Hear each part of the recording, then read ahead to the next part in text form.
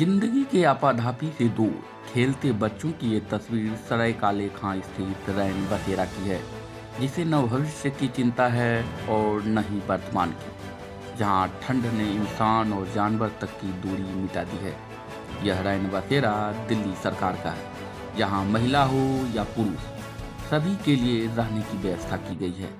साथ ही इनके लिए पर्याप्त मात्रा में कंबल, रजाई, दवाएं और मोहल्ला क्लिनिक जैसे आधुनिक मेडिकल सुविधाएं भी उपलब्ध करवाई जाती हैं। डीएनपी इंडिया ने जब इस रैन बसेरा की पड़ताल की तो पता चला कि कई महिला तो यहाँ सालों से रहती, गर्मी हो या जाड़ा, यही रैन बसेरा अब इनकी दुनिया है। जीना यहाँ, मरना यहाँ, इसके सिवा जाना कहाँ। यहाँ रहने वाले कई महिला दिहाड़ी मजदूरी का काम भी किया करती, लेकिन लॉकडाउन के कारण अब वे पहले की तरह मजदूरी नहीं कर पाती हैं। फिलहाल वे सरकारी सुविधाओं पर ही पूरी तरह से निर्भर हैं।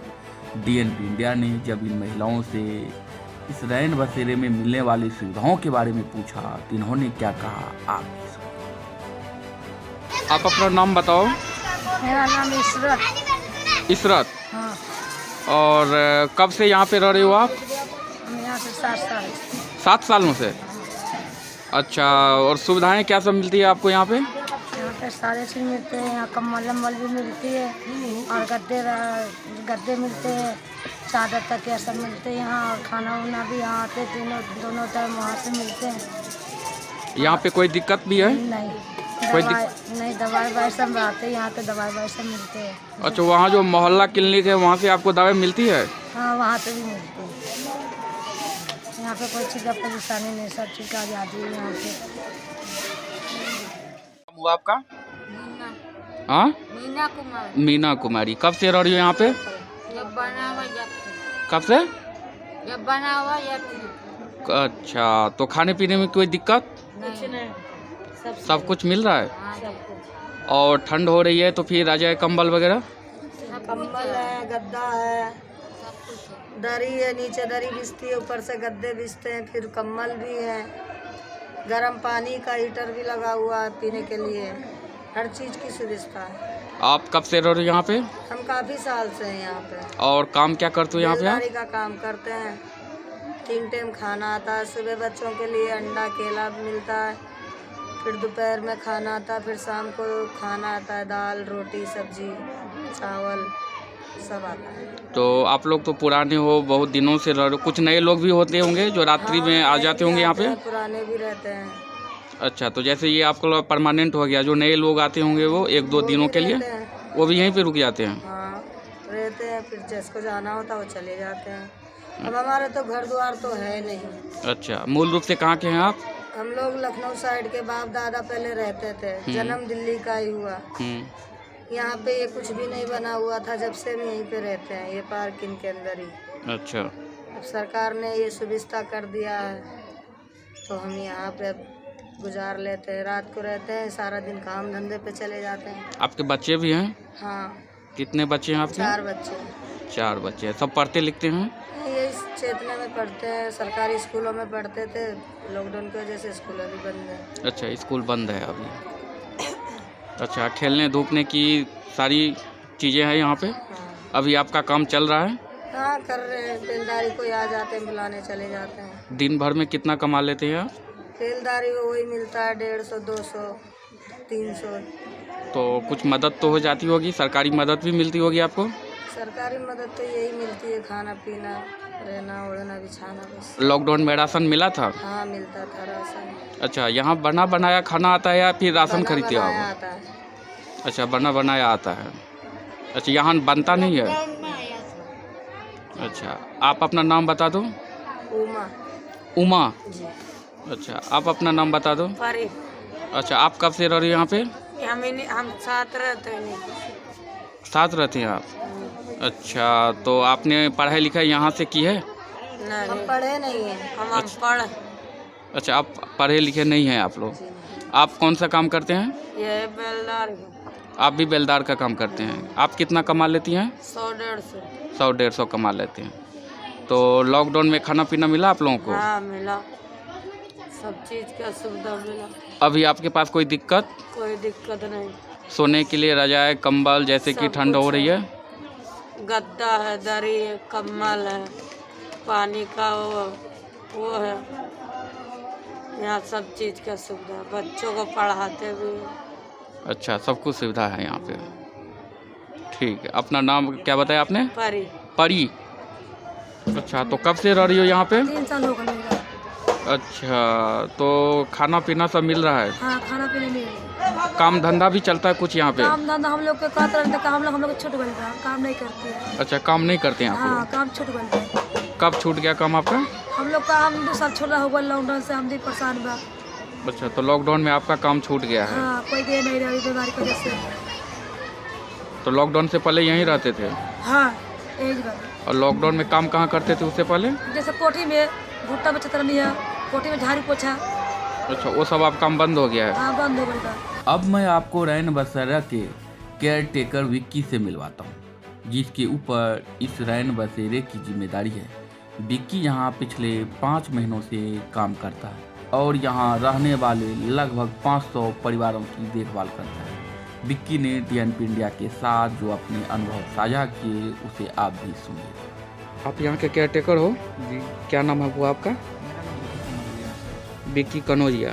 जी और कब से यहाँ पे काम कर रहे हो आप? सर, मुझे अराउंड हो गया 5 ईयर। अच्छा, 5 सालों से आप यहाँ पे काम कर रहे हो। जी अच्छा, कितने लोग यहाँ पे आते हैं? सर, यहाँ पे तो बहुत लोग आते हैं, डेली 20-30 लोग का अप डाउन होता रहता है, कुछ जाते हैं कुछ आते लोग हैं। और अभी यहाँ पे करीब 500 का अराउंड 500 लोग रहते हैं। अभी सब मिला के 500 के करीब लोग हाँ, रहते 500 हैं। के करीब रहते हैं। अच्छा, समय विशेष का भी फर्क पड़ता है कि जाड़े में ज़्यादा हो या गर्मी में कम हो? जी जी, जाड़े में एक्चुअली ऐसा है, कोविड की वजह से अभी फ़िलहाल में बहुत कम लोग हैं, लेकिन फिर भी क्या नाम है, इसको नज़र रखते हुए नाइट में रेस्क्यू वैन चलता है हमारा। जो नाइट में लोग बाहर सोते हैं, फुटपाथ पे सोते हैं, तो उनको हम लोग रेस्क्यू करके और टेस्ट वगैरह करवा के फिर सेंटर में लाते हैं। और फ़र्क तो पड़ता है क्योंकि गर्मियों में सर बहुत कम लोग रहते हैं और जाड़ों में तो बाहर लोग सोते हैं, तो उनको सोना नहीं है बाहर, कैसे न कैसे उनको बचाना है, तो हम लोग उनको लाके यहाँ पर भी रखते हैं। कुछ लोग अपने मन से भी आते हैं। अच्छा, वहाँ अगर बीमार हो जाए तो कुछ, अगर बीमार हो जाए हो, तो वृद्ध हो? जी जी, हॉस्पिटलाइजेशन करवाते हैं, एम्बुलेंस बुलाते हैं, हॉस्पिटल भेजते हैं। और अंदर में भी अस्पताल की व्यवस्था है? जी, अंदर सर मोहल्ला क्लिनिक है बगल में, जो 8 से 2 बजे तक रहता है। अब उससे क्रिटिकल केस होता है तो सब तक जाएंगे, एम्स हो गया, लोकनायक अस्पताल हो गया, वहाँ तो पर मोहल्ला क्लिनिक में प्राथमिक इलाज के बाद फिर? जी बेसिक जो इलाज है उसको मोहल्ला क्लिनिक में कर दिया, जैसे बुखार जुकाम वगैरह का। उससे क्रिटिकल केस आ जाता है तो सफदरजंग वगैरह, एम्स वगैरह रेफ़र किया जाता है। दिक्कत क्या होती है यहाँ पे? कई सारे लोग, अलग अलग तरह के बच्चे, बूढ़े, जवान, कई तरह के लोग आते हैं, तो दिक्कत क्या होती है केयर तौर के? सर, एक दिक्कत तो होती है सर, जहाँ काम होगा वहाँ दिक्कतें तो आएंगी। जैसे कि बच्चों को संभालना, अब कोई कैसे आ रहा, कुछ ऐसे असामाजिक तत्व भी लोग भी आ जाते हैं, लड़ाई झगड़ा करने वाले या फिर ब्लेडबाज, जानते ही हो दिल्ली में क्या हालत है, तो यहाँ पर आते जाते रहते हैं। फिर भी उन लोग को मैनेज करना पड़ता है, मोटिवेट करते हैं तो मान जाते हैं बच्चे, मतलब लोग मान जाते हैं। ये प्रोजेक्ट कोऑर्डिनेटर नितेश जी हैं, जिनके जिम में पूरे दिल्ली में तकरीबन 87 शेल्टर होंगे। पूरी ईमानदारी के साथ ये अपने काम को अंजाम देते हैं। नितेश की टीम सर्द बड़ी रातों में सड़क पर सोते और भटकते राहगीरों को गाड़ी से रैन बसेरे तक लाते हैं और उनके लिए खाने पीने रहने की व्यवस्था करते हैं। मेरा नाम नितेश है और मैं SPOIM संस्था में कार्यरत हूँ। और हम लोग दिल्ली में तकरीबन 85 के आसपास नाइट शेल्टर होम चला रहे हैं, जिसमें से लगभग 57 नाइट शेल्टर हैं जो पूरे साल चलते हैं। कुछ शेल्टर होम हैं जो विंटर के लिए हम लोग अलग अलग लोकेशन पे, जहाँ पे ज़रूरतें होती है, जो हमारी रेस्क्यू टीम रात में घूमती है और जहाँ जहाँ पे लगता है कि लोग बाहर में खुले आसमान के नीचे सो रहे हैं, तो उन सब जगहों पे दिल्ली सरकार को हम रिपोर्ट देते हैं और उन सब जगहों पे जहाँ जहाँ पे जितनी रैन बसेरे की ज़रूरत होती है वहाँ हम लगवाते हैं। तो ये विंटर के लिए होता है। बेसिकली ये 3 महीने जो 31 मार्च तक होगा, जो विंटर को कवर करने के लिए हम लोग लगाते हैं। इसमें दिक्कत क्या होती है? बहुत सारे लोग हैं, बच्चे भी हैं, बूढ़े भी हैं, महिलाएं भी हैं। देखिए, उसमें दिक्कतें ये आती है कि तो हमारा एक ये हम अपील करना चाहते हैं, जो लोग बाहर में डोनेशन देते हैं, जैसे कोई आके कंबल दे देता है, जैसे आगे कोई खाना दे देता है, तो हम लोग उनसे अपील करना चाहते हैं कि वो सड़क पे कुछ भी ना दें। उससे क्या होगा कि जो हमारा जो पर्पस है, जो रेस्क्यू हम चलाते हैं, रेस्क्यू वैन चलती है, जो रात में हम रेस्क्यू वैन चला के तमाम लोगों को सेंटर में लाने की बात करते हैं, तो उसमें हमारा जो काम है उसमें थोड़ा सा मदद हो जाएगा अगर बाधा होता है। ऑर्गेनाइज एक तरह से तरीके देखा से जाए तो करेंगे। उसके लिए हमारे लिए बैरियर ये है कि अगर लोग सड़क पर बैठे हैं तो वहाँ से आना नहीं चाहते उस लालच में। तो हमारा ये सिंपल है, ये आपके चैनल के माध्यम से या आपके माध्यम से हम चाहते हैं कि हम लोगों को अपील करें कि सड़क पे अवॉइड करें। अगर उनको कुछ अगर डोनेट करना है, कंबल देना है, खाना देना है या कुछ देना चाहते हैं तो उस शेल्टर में आके दें, ठीक है। ताकि उससे क्या होगा कि लोग वहाँ तक पहुँच पाए। उसके अलावा तमाम सुविधाएँ हैं शेल्टर में जो दिल्ली सरकार के द्वारा दी गई है।